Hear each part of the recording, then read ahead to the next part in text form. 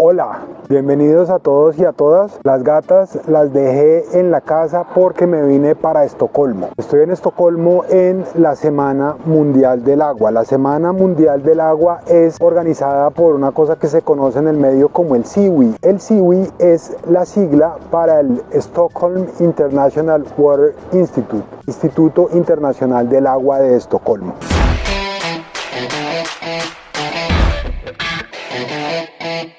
Hace cerca de 30 años el SIWI empezó a hacer unas reuniones anuales que son sobre agua, ¿cierto? Habla de los temas más importantes del agua. Entonces este es el espacio más importante y más influyente del agua en el mundo. Aquí vienen agencias multilaterales, vienen gobiernos y vienen ONGs. Mejor dicho, lo más escrispado del agua a nivel global. Entonces generalmente lo que se trata acá se vuelve agenda pública o tiene la posibilidad de volverse agenda pública. Entonces, el tema de este año es viendo lo que no se ha visto, el valor del agua. Entonces es un tema bien interesante. ¿Por qué es interesante? Porque primero pensemos nosotros en qué es el valor. Algo que es valioso, importante para nosotros, pensamos que es algo que generalmente puede llegar a costar algo, es el precio de algo. Al final del día, el valor es como una asignación de importancia que nosotros hacemos de algo. Entonces el valor de las cosas que nosotros consideramos importantes puede llegar a ser muy subjetivo. Sin embargo, el mundo ha llegado a acuerdos sobre el valor principalmente a través del dinero. Entonces digamos que el dinero es una unidad de valor sobre la que todos nosotros podemos acordar. Entonces digamos que el dinero es como el resultado de un acuerdo social alrededor de que algo es importante y representa una cantidad de algo que es importante para nosotros. Entonces en ese orden de ideas hay una cosa que es importante pensar y tiene que ver con el valor del agua. El agua en varias partes del mundo es gratis, ¿cierto? Entonces nosotros no pagamos el agua, por ejemplo, en Colombia, nosotros no pagamos el agua, nosotros pagamos el servicio asociado a la conducción del agua en nuestros recibos de agua. Entonces, cuánto cuesta captarla, cuánto cuesta tratarla y todo ese tipo de cosas. Eso es lo que nosotros estamos pagando, pero no estamos pagando el agua en sí misma. Entonces, pero digamos, el precio que nosotros pagamos por el agua puede representar de alguna forma el valor que nosotros podemos llegar a asignar a ese recurso. Sin embargo, hay unas conversaciones interesantes que tienen que ver con que el agua significa muchas cosas para diferentes personas.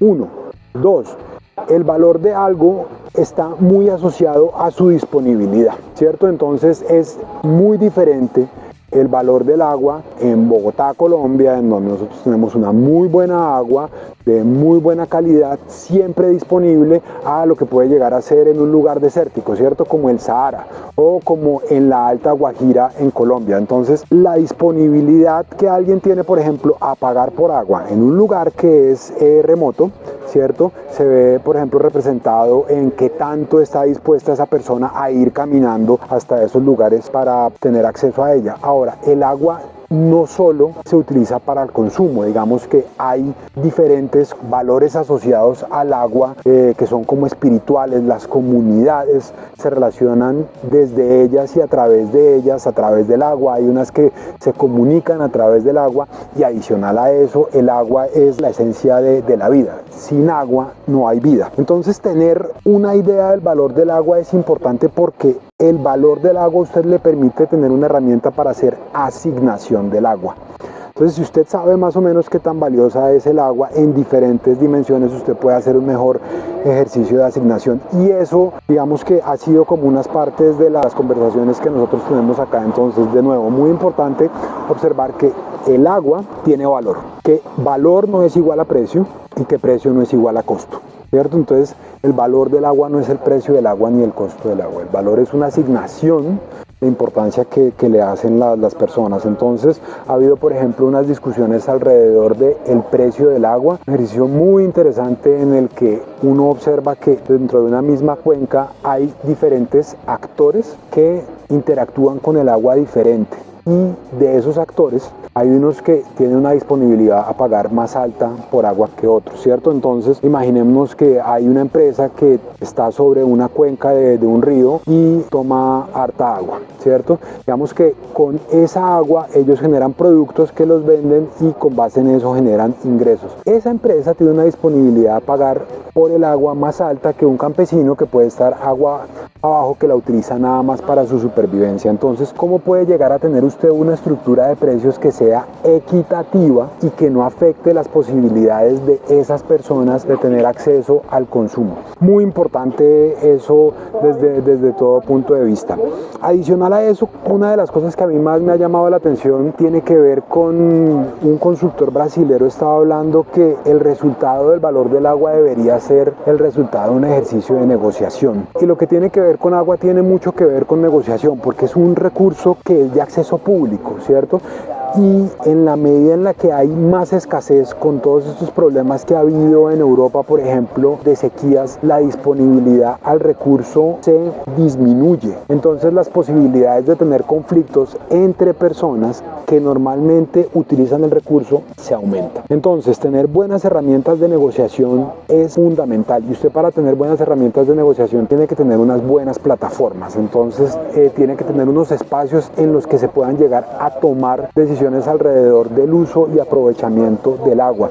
Eso es lo que se llama gobernanza del agua, ¿cierto? Entonces, ¿qué tanta agua hay? ¿Quién la puede utilizar? ¿Por qué? ¿Cuál es la contraprestación del uso que hay? Si hay lugar a eso. Entonces, de la gobernanza del agua se habla mucho.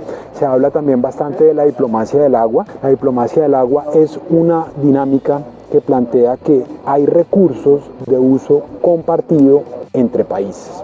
Entonces, ¿cómo genera usted reglas entre países para que pueda haber un uso equitativo de esos recursos? Es muy interesante la conversación alrededor de eso. Una de las principales conclusiones a las que yo tengo es que nosotros no le estamos prestando suficiente atención al tema del agua. El tema del agua es central. En Colombia nosotros no lo sentimos tanto porque en muchas de las grandes ciudades de Colombia nosotros tenemos agua constante, de buena calidad, que nosotros podemos tener acceso. Digamos que por lo menos las dos primeras ciudades del país, Colombia y Medellín, tienen unas empresas maravillosas que hacen un gran trabajo y que tienen un agua de muy buena calidad, pero hay gente en el país que no tiene acceso al agua.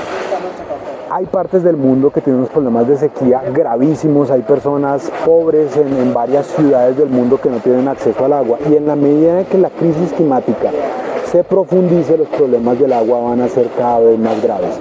Y ya cuando eso empiece a pasar, ya va a ser demasiado tarde. Entonces, ahí es muy importante que nosotros, como sociedad, empecemos a tener conversaciones alrededor del agua, ¿cierto? Cómo se ahorra, cómo se gestiona bien, cómo se distribuye bien, cuáles son los precios, cuáles son las contraprestaciones que hay alrededor de eso. Eso nosotros no lo podemos dejar de tener en cuenta, porque o si no, vamos a tener unos problemas complejos hacia futuro. Eso es todo entonces desde Estocolmo. Una disculpa por haber estado tanto tiempo ausente de las redes, pero estaba terminando unos entregables de unas consultorías que estoy desarrollando afortunadamente, de manera que espero en el próximo video estar con las gatas de nuevo, pero ahorita estoy en Estocolmo. Entonces, por favor, no olviden seguirme en mis demás redes sociales, en Twitter y en Instagram. En Instagram, dentro de las historias destacadas, ustedes van a encontrar el cubrimiento que yo hice de todos los días de aquí de Estocolmo. Y por favor, si tienen preguntas alrededor de esto, con el mayor de los gustos las estaré respondiendo. De manera que muchas gracias y nos encontramos después. Adiós.